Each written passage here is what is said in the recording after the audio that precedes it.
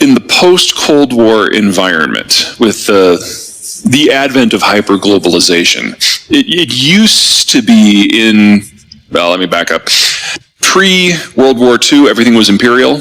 And if you had iron ore and steel and food and coal, you could try to make something of yourself. And if you weren't, you were probably a colony. But with globalization post-1945, you now only needed one of those things, and you could trade for the others. And the whole world started to industrialize and urbanize. As we urbanized, we moved into the cities, and people started taking manufacturing jobs, and that generated growth and specialization in education and health and all the other things that we associate with the modern world. But when you're on a farm, you have lots of kids because they're free labor.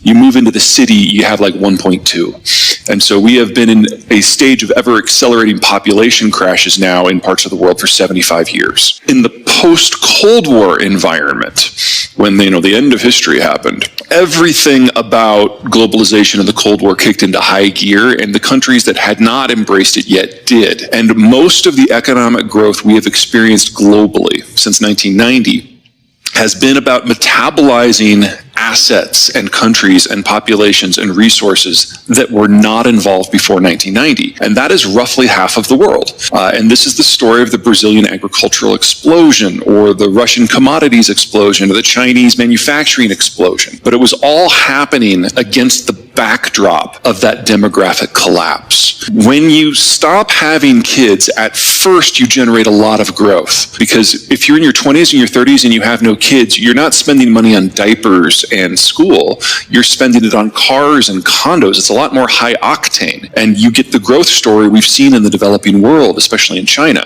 But when you then are in your 50s, where they are now, the growth stops because you've got everything that you need. And when you retire, it all stops completely. So what we're seeing now in the 2020s is a lot of the world has aged into this point where the growth story is over and the production story is over, and there isn't a story moving forward. So we've had 35 years roughly of the greatest economic growth in the most open system in the world, but it was never more than a geopolitical and a demographic moment in time.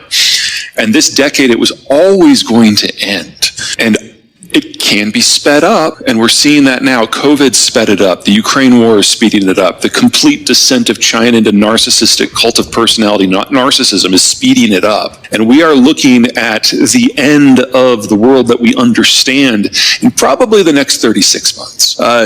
Not all countries are created equal. Not all demographics are structured the same. So if you're in a position where today's 50-somethings actually had kids, so there's a replacement generation, you're not having a consumption crisis. If anything, you might be having inflation because of consumption.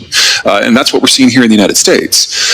If you are on a chunk of geography where you're physically secure, then if global trade breaks down, you really don't have a problem. And so for the United States, only 12% of GDP is involved in international trade, but half of that is in NAFTA, whereas for the Chinese, the number is closer to 40%.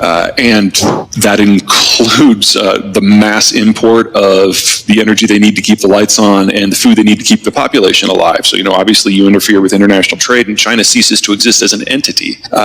So there will definitely be relative winners and relative losers. But if you are a firm that is involved in international trade, yeah, there's not a lot about this that looks great, unless, of course, your footprint is in Mexico, in which case, hot damn, you're probably in the best spot in the world. It's difficult to overstate just how screwed China is. If you back up to before COVID, they were the most exposed country in the world in terms of energy and food security. They get their stuff from at least a half a continent away, typically more than a continent away, and they are utterly dependent upon the U.S. Navy to keep the trade lanes open in order to access some of those materials, and then they're utterly dependent upon the Americans keeping their market open to sell their end product to. So every stage of the Chinese economic model is dependent not simply on American quiescence, but America actually empowering the Chinese system to succeed. And between the kind of disconnected populism of Trump and the more active nationalism, the kind of disconnected populism of Obama, the more active nationalism of Trump, and now the bureaucratic economic populism of Biden, every piece of the support network that keeps China going is being challenged at the same time. At the same time that the Biden administration has killed their tech sector.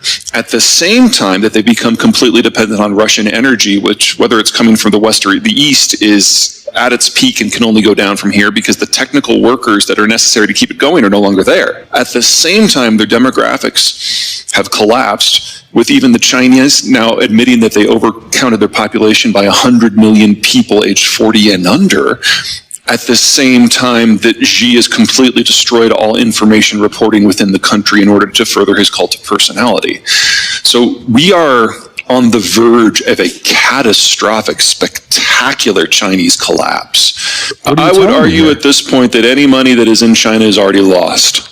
If you own a fixed asset there, your best chance is that the Chinese are going to confiscate it, but let your managers go. With the protest that started Thanksgiving week in the United States, there's really only two paths here. I mean, number one is in a cult of personality system where all policies start with one person. When you protest a policy, you're protesting the leader. And we saw the protests evolve in that direction in a matter of days, with people directly challenging the competence of their dear leader.